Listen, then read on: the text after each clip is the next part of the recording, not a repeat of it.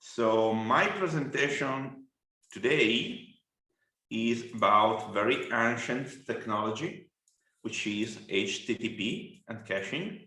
And the objective is not just to, probably many of you or all of you have already figured out what we are going to talk today, which is the impact of HTTP caching in DX delivery.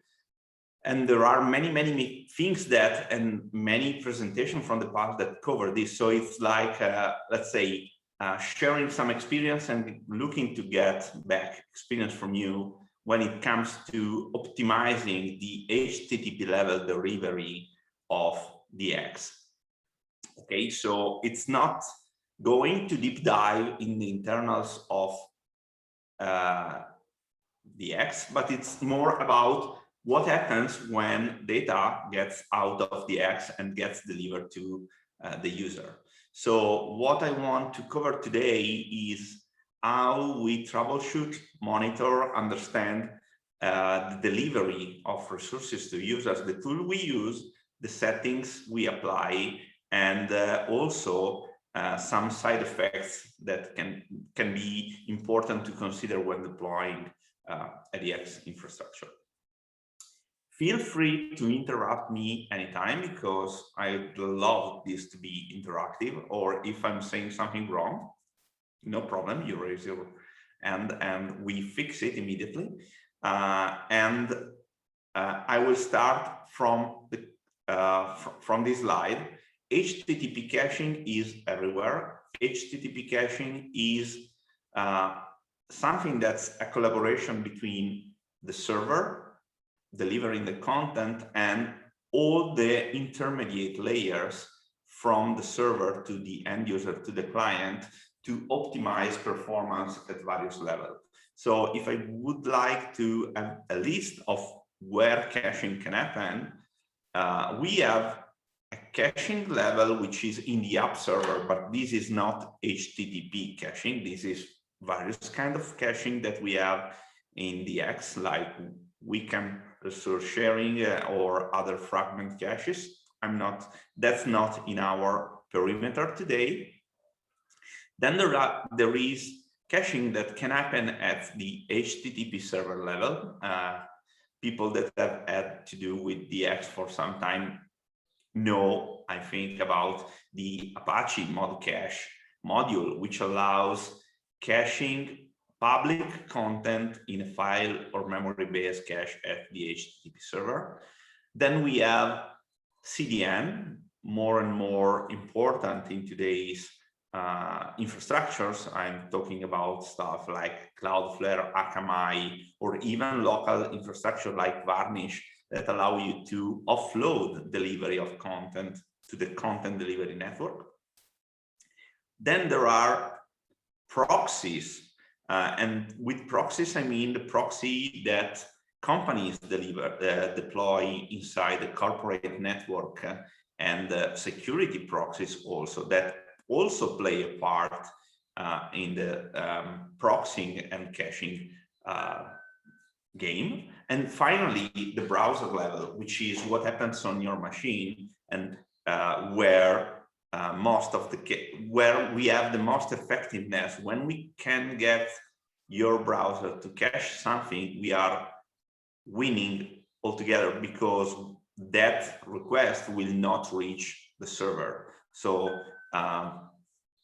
mastering caching can be complex, because we have to consider all the variables. Is the information private? Is the information public? What can change the information that's being delivered? Cookies, languages, and so on, but gives you a lot of advantages. So why we should care about caching? I like to have this list, because at times customer comes to me saying, oh, we need to improve performance, and then you go and see that there has been very little optimization of what gets delivered, and you don't figure out until you go with the measuring tool to figure out what's going on. And on the server side, the fastest resource is the one that is not delivered, is not retrieved. So caching allows us for content that can be reused to not even be delivered. So this is the absolute optimization that you can achieve. Of course, you can do that with information that is not going to change. So images, JavaScript, or whatever information that has a long life and that can be stored securely in the browser or by intermediate proxies like the CDN or the corporate proxy without creating information leakage. So it's important to keep in mind that some information is public and some information is not. If we only have a public site, ideally we can achieve up to 95% of optimization and offload using caching. If we talk about an intranet, that's going to be a lot less because it's a personalized experience. So it's important to understand that as we need to save as much as we can, and here is why. CPU as a cost, and also there are pretty subtle side effects. So DX and WebSphere Portal and the WebSphere stack use thread pools. So you define a number of threads that can handle HTTP connection. What happens if all those threads are busy, are serving content? It happens that the next user in line is going to wait. It's like when you have many cars passing by the gates of an outer route, and if it's full, people tend to enqueue. So we want our outer route to be as free as possible. And there are subtle effects when you have this model for serving, for delivering information, because a large file that is delivered by WebSphere is going to block, to make an HTTP thread busy. So a large file is something we don't want to go through the WebSphere infrastructure, but there is also a more subtle effect when we have a very slow client. A very slow client is going to keep a lane busy even for a small file. And if we had a lot of very slow clients, this could be impacting our performance in a very important way. In fact, there is also a kind of denial of service attack, which is the slow loris attack, that exactly uses these, opens the connections and gets down a file a few bytes per second. So you don't understand because the load on the server is very low and you cannot reach the server. So once again, the less request gets to touch the application server, the best it is for us and for users. Also, caching means that if we get to cache at the browser level, we can save money. Akamai, Cloudflare have a cost that's related to the bandwidth. So if we get that kind of optimization, but we are not good at configuring our access infrastructure. Oh, I was not going to I was not going to say that, Antonio. Yes, if you do caching, you can save money on licenses of all the infrastructure because you are not spending to keep up with your poorly implemented infrastructure. So this is something I've seen in the past when the solution to poor performing infrastructure was adding licenses, and in the end the customer was blaming the product for being expensive and not the implementer for not being able to make it effective. So that's another important side effect. Yes, good to say that. And also in bandwidth, if you get Akamai or Cloudflare and you think you're done, you're wrong, because you're going to have the same issue. You're going to throw your money away if you do not implement a very good caching strategy for your application.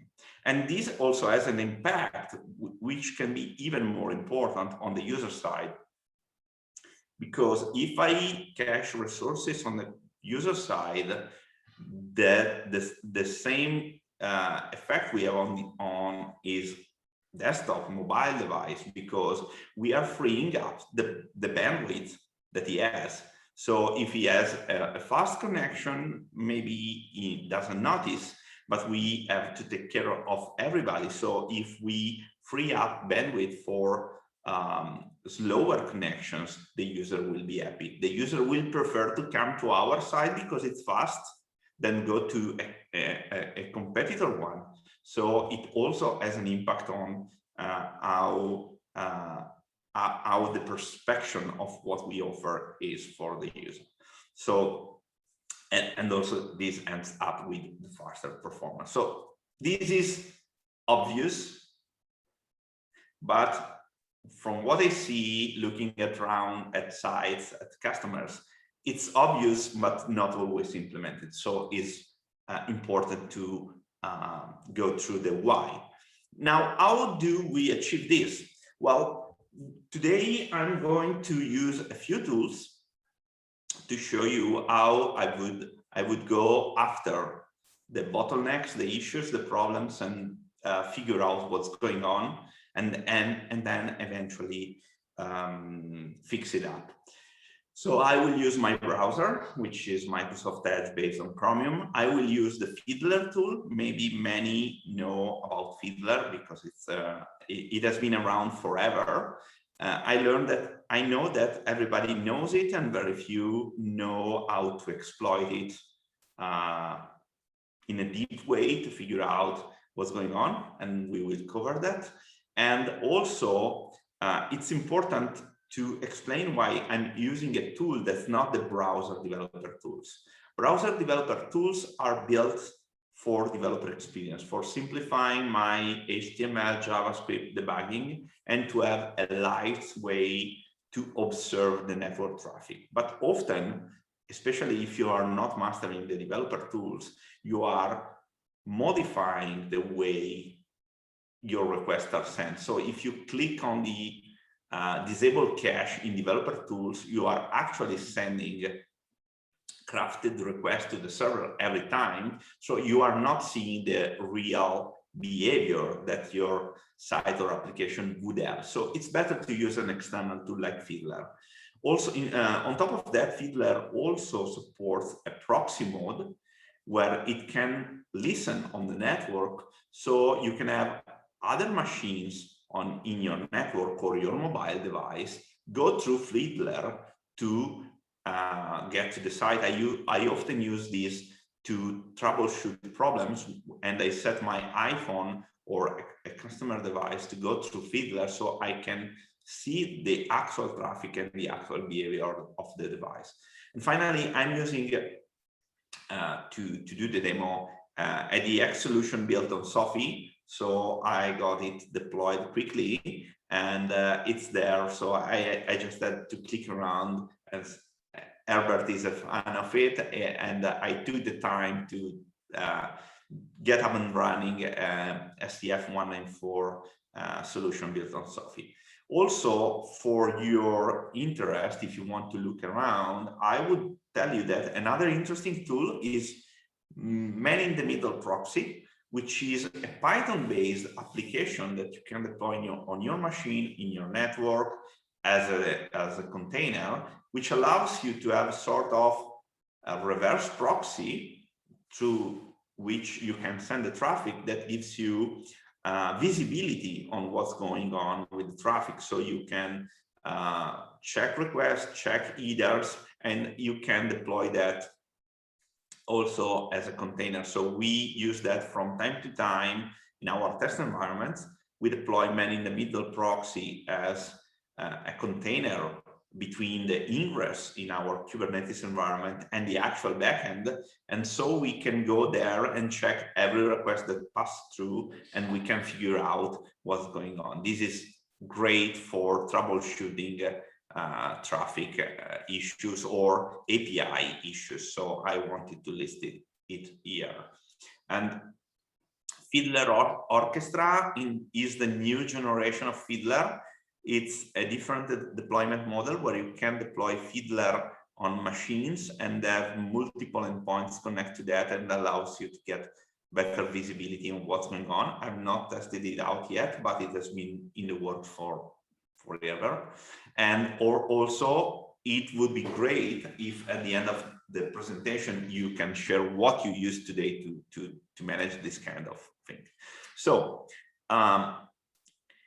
this is not the topic of today, but you need to know that in the team configuration resource environment provider and in the WCM caching configuration resource environment, well, in the WCM configuration resource environment provider, you have plenty of settings that define how DX is creating the headers that gets sent out.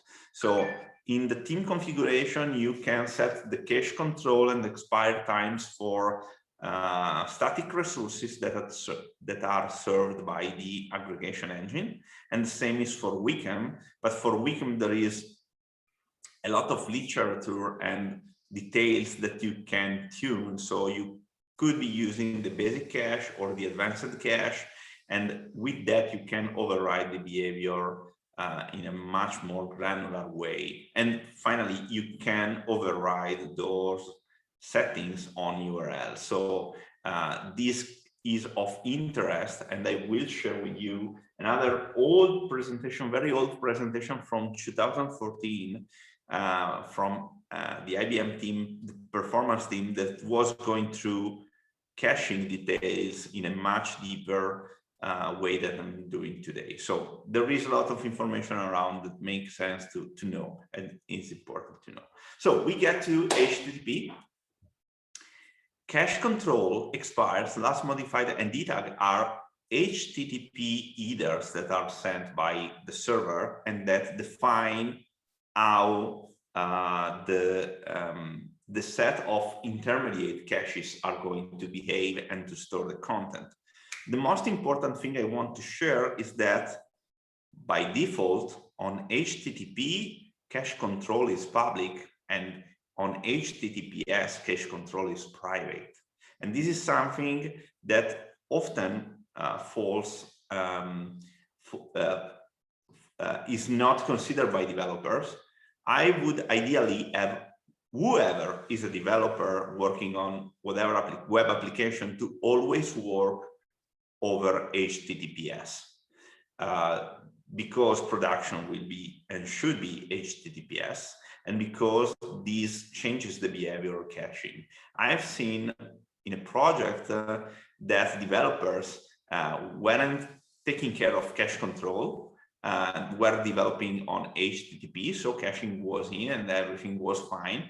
When they went to test on production over HTTPS with the entire access infrastructure, performance was incredibly slow, incredibly bad. And that was because the default for cache control over HTTPS is that no caching is happening in the middle layers because the information is private. So it's cached, but only on the browser. So each browser is always hitting the server to get that information. So it's important that everything that can be public, that's not private to a user, is set to have cache control public, okay? And this is the first thing. The second thing is expires. Expires defines how long that information can be cached by the client or the intermediate proxies, because if I set a content to be public, then my mod cache, if I have mod cache on the HTTP server, my CDN like Akamai or Cloudflare, and even the corporate proxy can take a cache for that. Let's think about the impact of this. I'm trying to make examples so that it's clear that it has impacts that maybe you do not figure out. If you have a resource that's cache control public and you have a corporate proxy and everybody goes through that corporate proxy, then the first user is retrieving that public information, the public JavaScript, CSS, whatever, and storing at the proxy level. So the company is saving on the bandwidth to go out and to get the content from the server. So we have a layer that's local to the company and the content is retrieved once. And this is even better because if a company has a corporate proxy, the company is saving on the bandwidth to go out and get content for their client. That company clients on the inside are caching locally to their browsers, but also we are saving money because on the other side, at the CDN level, we are not getting multiple requests from that corporate because their own proxy is storing the cache. So doing caching right for the public resources is a win-win for everybody. What's the problem with caching of public resources is that you may need at some point to expire those resources, to update, to refresh. And this is where the expires either comes in. So you say, okay, you can keep this copy for the next X days, months, hours, whatever. After that time, you come back to me and get the new copy. But figuring out what's the right expire is hard. And so we will look into the cache busting techniques that are available later on. So cache busting is actually the fact that the cache is built over the entire URL of the request. So if I change a parameter in the query parameter, it's not cached anymore. So if I would be able to change the URL of my static resources at some point, I could just have the expires set to 3 months, 6 months, but immediately get the new version out without the problem of the caches in the between, because I'm giving a new URL. So this is something that we will figure out. Moving on. Next slide. Okay, so I'm going to get into the live demo now. And I'm going to put on screen Fiddler. So this is Fiddler, is made by Telerik, is available on the internet. And the first thing I'm going to do is to take my Sophie solution. This is Sophie, for those who has never seen it. I added the CF194 environment, I built the configuration, and I deployed. So I have a valid environment on in cloud running on Google. And now let's see if I'm still logged in.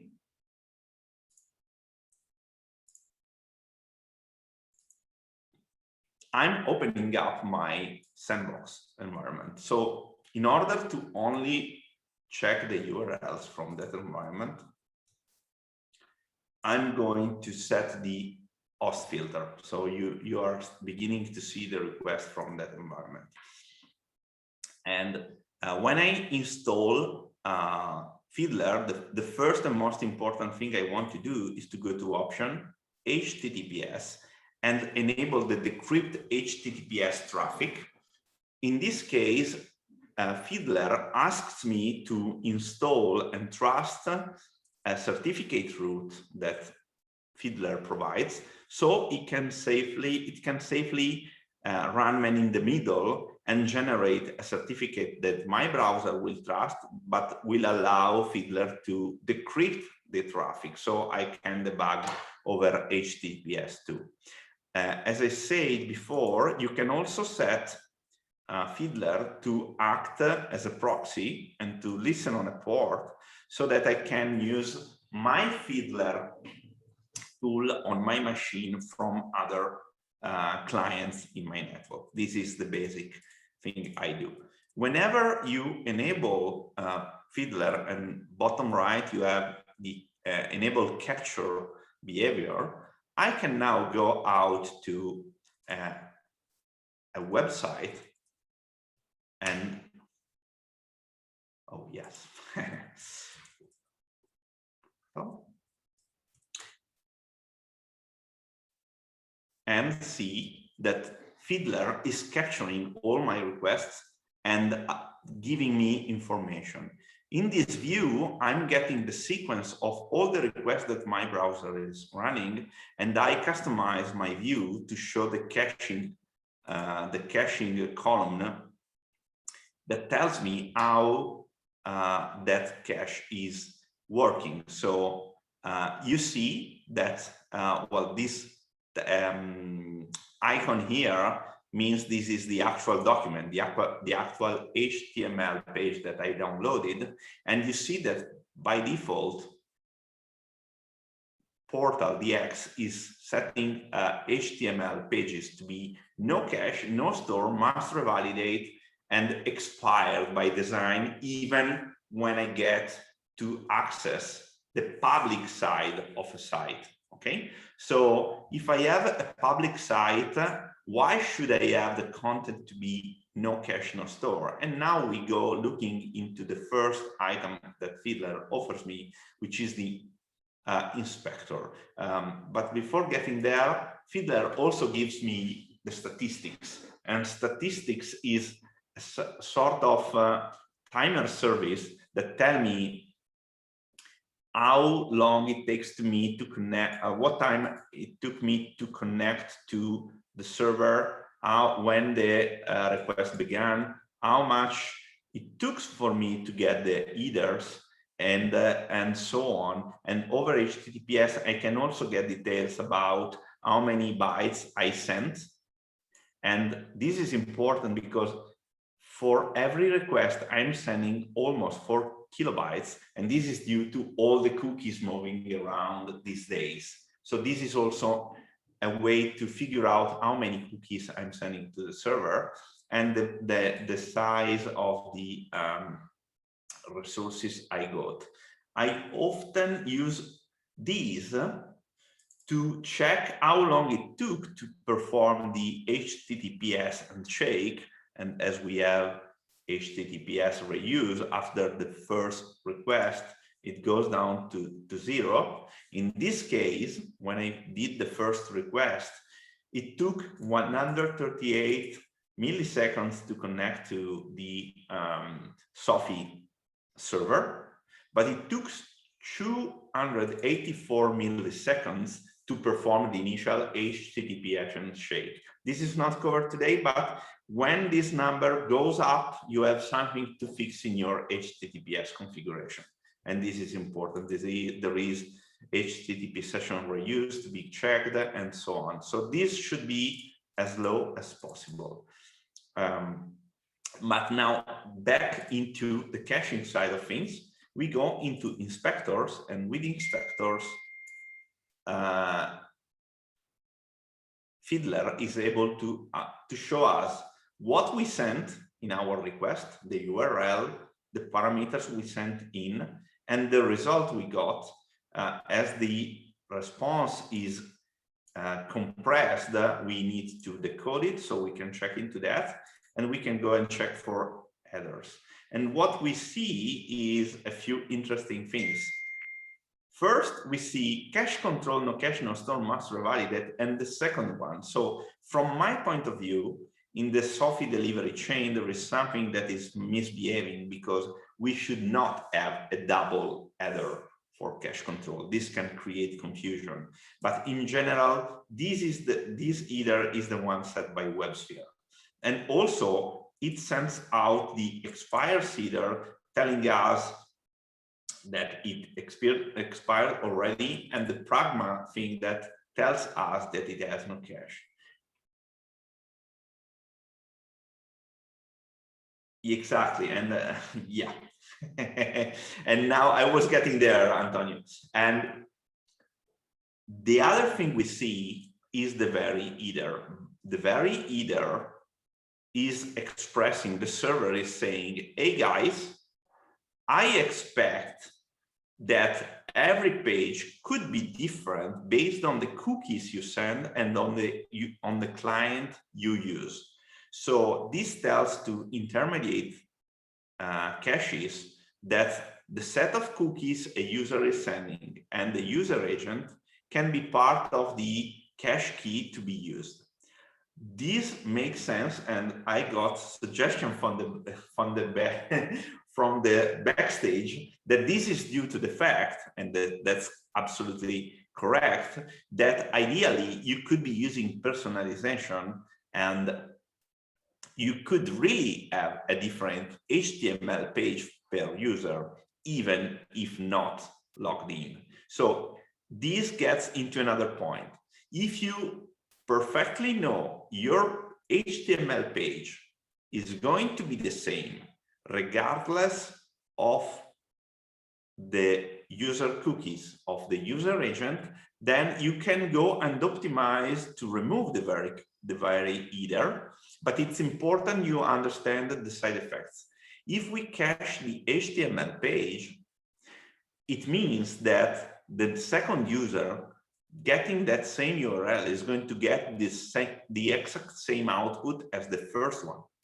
And this means that if you have multilingual site and you expect that the user in that piece of URL, let's say /en/whatever, is going to get an English content, it will work as long as you develop and it gets cached. But the question is, what happens when a user with a French browser gets to it that same page? What we have seen in the past is that you get to have the content delivered maybe with the multilingual solution in that way, but as the portal is getting your French accept language either from the client, you could be getting dates formatted in a different way from the English format and so on. So if you remove this kind of variability from the caching, you need to absolutely ensure you have control about what you're going to produce.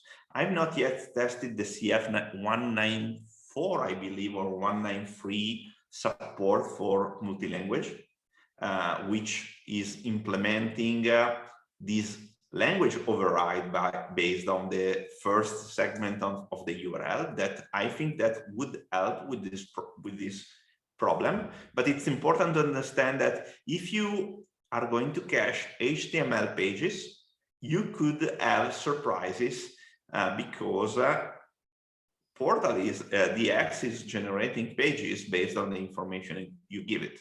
So that's why, in general, you don't get to cache HTML documents. Okay, so this was, and this is fine. Now we go on and we see the resources here that are delivered by the aggregator of DX with regard to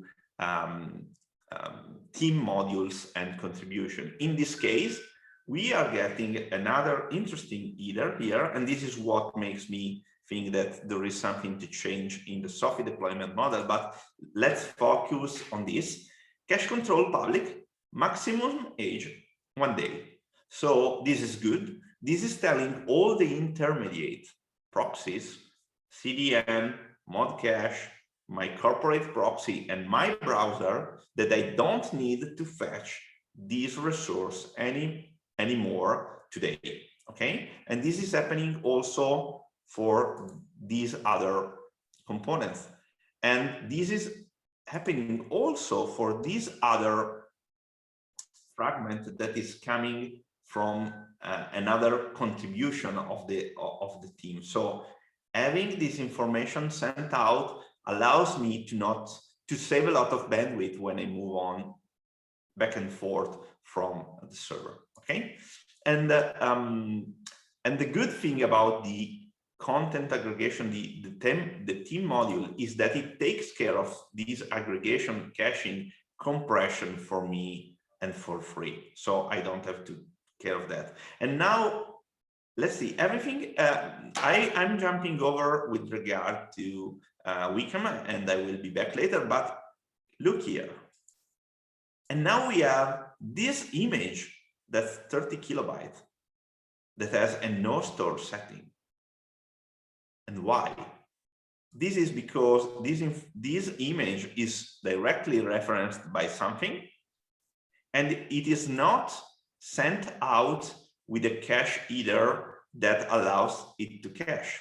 And it's over HTTPS. So it means that this image, this 31 kilobytes image, coming to my browser, which is the set of icons I get from the toolbar, is never cached in DX. So whenever a user lands on a DX environment that has the toolbar enabled, those 31 kilobytes will move back and forth for each request. And this is something we want to fix. So this is due to the fact that probably the JSP or contribution is directly referencing this image, which is fine. But the point is that in that enterprise application, the toolbar modules, there is not a mechanism that allows me to cache that. So I have two ways to fix that. Well, I have many ways to fix a thing, but I can use my HTTP server directives to say, okay, let's set that WPS module common, whatever, to be public cacheable, and to set a time so that my clients get to fix it. Otherwise, it's going to be downloaded and downloaded and downloaded forever, and to cost me on my CDN bill, on my server performance. So fixing this, if you think about 31K for each page switch of a portal, for the number of users that use it, you can imagine that this could be megabytes, hundreds of megabytes or gigabytes per day of inefficiency. Okay, so the easiest way is to just get a tool like Fiddler and check the caching headers and to figure out if what you see is what you want. Okay, and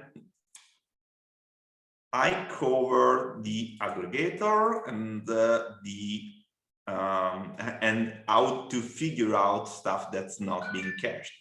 Now let's get to WCM. And WCM has its own mechanism and sends out the cache control headers based on its configuration. And also, it's interesting to see the URL that are generated by WCM. I don't know, and I'd like people from HCL to help if they know about this.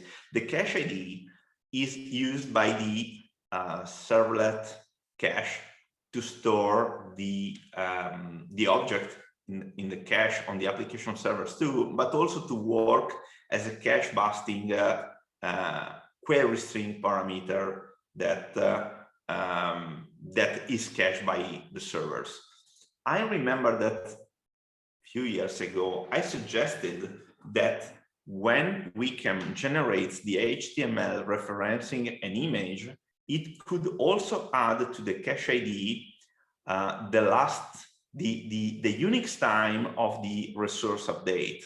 If we have that, then the URL would change whenever the image changes, even if it's replaced with the same name. And we could set for static resources a cache control either with a max age of forever, because as soon as we update the resource and as soon as we have that the HTML fragment that reference that resource refreshed, it would get the new last update time, and that would invalidate whatever previous resource around. As I don't know, I don't think it's in the product already, what we did on a customer where they wanted to have immediate cache busting of on-page images and banners, we implemented it ourselves, appending to the URL the last update time for the resource, and this worked like a charm. So you can mix the cache control with the URL you build to optimize the way you cache. So HTML pages are never cached. You could have, well, you have internal WCM caching for the HTML fragments, but actually you have the page immediately refresh, and you could have resources with the long expire time to be cached by all the layers and immediately replaced when we get an update to that. So in the end, mixing those two is important. Also, WCM sends out the e-tag. E-tag is another way, is an additional way to manage caching. And with e-tag, the client has a sort of string that's associated to that resource. And with an e-tag, the client can request the same file, passing in the request the e-tag to say, oh, I have this resource tagged by this sort of label that identifies the state of the image. And the server can say, oh, well, the e-tag for that resource is the same, and respond back with a 304 not modified request. So the only communication is check if something has changed, nothing has changed, use what you have. Or if the e-tag is different, then the server is responding with a 200 result and giving you details. So those headers, the way we mix it, the way we configure can immensely affect the performance of our portal. And remember that whatever we don't serve is a saving. So I stop here with the fiddler thing and I go back to my notes. And so we have some time for discussing what I showed. One thing that I wanted to add, well, when you get to fix, the easiest way is to set headers using your HTTP server.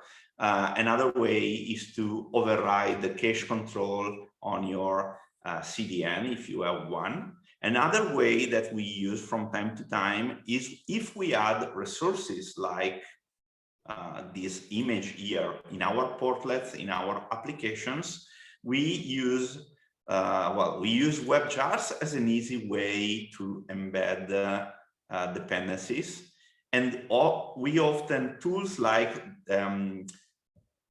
WRO for J, which is a resource serving filter that is able to perform that kind of aggregation, stripping, optimization of resources for our web application. So when you deploy something like WRO, you are in your application explaining that when you serve static resources, you want to set cache headers, you want to aggregate, strip, and optimize resources. So it's a tool I wanted to share with you.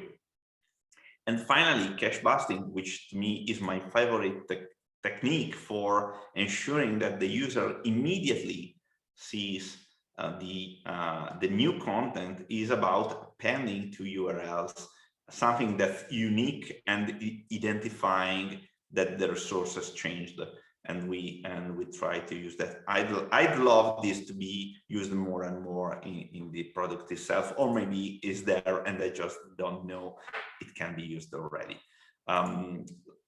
Few last slides. So you have modern CDNs. So I already covered this. It's important to know that you can have the CDN honor origin header, so you can instruct the CDN to just do what the application server is telling the CDN to do, or you can have explicit rules that override whatever you get from the application server.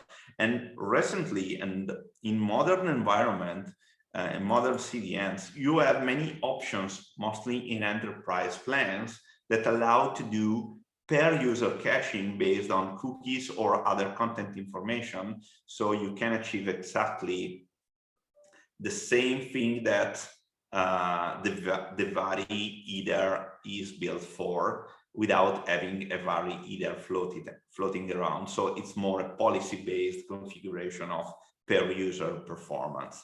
The vari either was built when CDNs were not that powerful as they are today. So homework for you is try doing this if you like, and well, probably, as I say, this is introductory for many, I think. So if you think you want to do this, get a tool, clearly understand your delivery infrastructure, because there are many things that often are not known. What's the chain of application server that I have around, and do what I showed today. Finally, this is not related to caching, but I wanted to mention this anyway. We have seen issues when somebody built a team using custom JSPs or contribution using custom JSPs, and in that case, people didn't set the page directive to be session false or called request get session. This caused the team to create an HTTP session for each user, even for an anonymous one.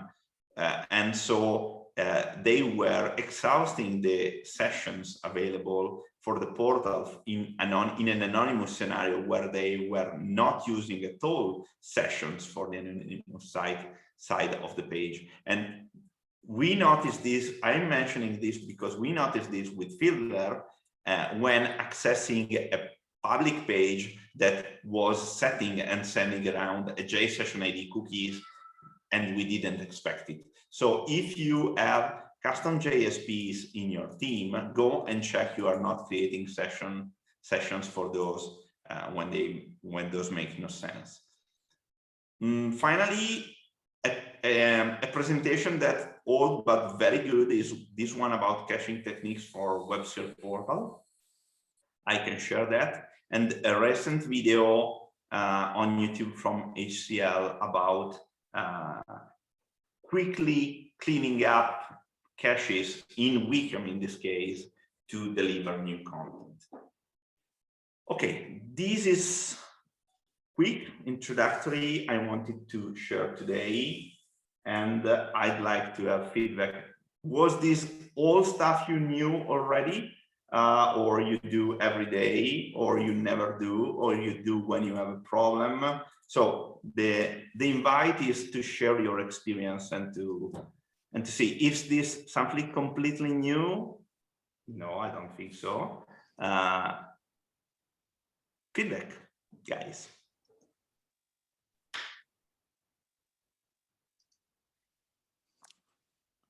So Daniel, first of all, everybody is sleeping. Yeah, everyone is in sleep, and you shared so much. We're all blown away. We have to process this first, you know. Okay. But thank you for sharing this. I think it's really good to hear you sum it out, and maybe other people want to comment on it. Yeah, and comment on it. So maybe turn off your mute and or whatever questions. I was actually looking for the tuning channel in our user group community. I didn't see anyone on tuning. So do we need one, Herbert? Do you think? Well, let's open it up for everyone. Do we think we need one? Tuning per se, I would say no. I think it's. Where should we be part of? It's not part of container deployment. It's not part of all portals. System administrators and half developers. So. But isn't tuning always a discussion in the end? If you have lots of defaults and you don't know your way around, it's good to have a place where you can discuss this. Yeah, I think it makes sense to have a channel dedicated on tuning, and yeah, I agree. We can pin the 4 tuning guides that ACL has provided to start with, and also this this recording, so we have a good starting point. But it's also a good place where people can continue discussion on this topic. Fine. No, we don't pay for channels, so why not? We can have one more channel. So Antonio remarks that a lot of developers don't care about this stuff. Is that? Well, they should. Yeah. Are unaware of it, probably. That's the right wording. Yeah. So Antonio, could you come off mute? Yeah. Sure. Yeah. So typically what I found at some customers is that developers are counting on the infrastructure guys to have caching configured like magically, and infrastructure guys don't configure anything related to caching that developers haven't told them to do. So I typically find that it's not done, it's not looked into, because nobody thought it was his own responsibility. So my question would be, whose responsibility do you think this should be, or this is at customers, or what's your experience with customers where you have seen this implemented? I mean, whose initiative was it, etc.?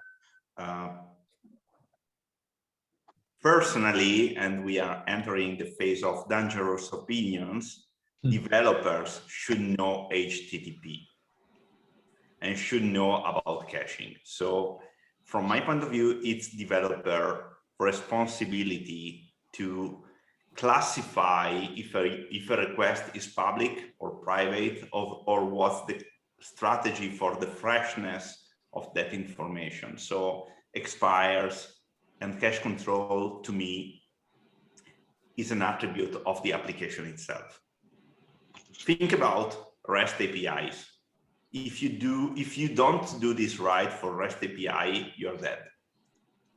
So from my point of view, it's a developer task, an architect task to define the caching for this. On the other side, CDN is not something developers should touch, is most an operation side of things. So, and also administrators should never do caching overrides without talking to developers. Because otherwise, if you do public caching wrong, you could be creating information leakage, because an information that's intended only for one user gets cached and accessible by many. So it's, to me, the first owner of caching is the architect. I don't know if you agree or not. I do agree, and I think you made the point. I think you're suggesting that developers should talk to administrators. That's new. That would be a first. I can moderate that. That's something they should do more often. Yeah. Talk to each other. My solution was to be developer and administrator. So I thought, yeah. So you're in one person, but I think in most scenarios the developers and the admins are not in the same team. Agree. Yeah. And maybe we need to split it up between developer best practices for tuning and their best practices. But that's why I say it's an architect role to go out and explain to both why it's important. Yeah. I agree with that. Yeah. But then you need to have architects that are aware of it and are able to explain it. Any other opinions or questions to Daniel today? By the way, just a request for the future. We in the chat we don't see anything which is happening in chat. We can chat with you, the panelists, but we don't see what questions are raised by other people. Ah. Oh. That's probably also making us a little bit silent. Okay. And also we don't see other participants as we did in the past. Is that on purpose or? It's because in the webinar mode there would be the I've disabled the user-to-user chat, or I don't know if I can enable that. But yeah, it makes sense. Makes sense your request. I will look into that. We're all friendly people, so we should be able to talk with each other. I want to talk to Dennis and other people as well. I agree with that. So you want to comment while somebody is presenting? Oh, this is wrong. Okay, no, makes sense. Makes sense. No, but I think it's an open channel, so open discussion. So yeah, agree on that. Yeah. Yeah. Okay, fine.